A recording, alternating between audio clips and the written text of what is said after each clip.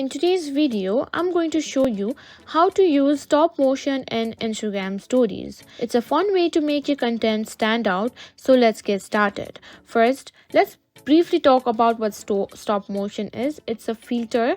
It's a technique where you take a series of photos and play them back in quick succession to create the illusion of movement.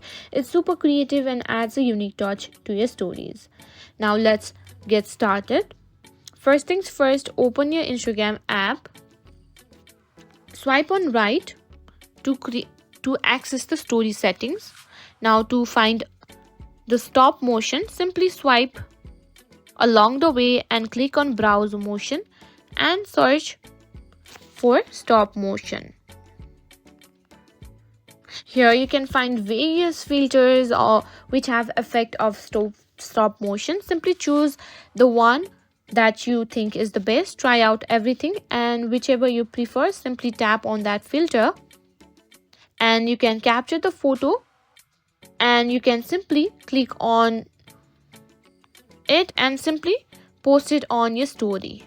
You can also add in music, add in stickers and text, and that's it. You've learned how to use stop motion in Instagram stories.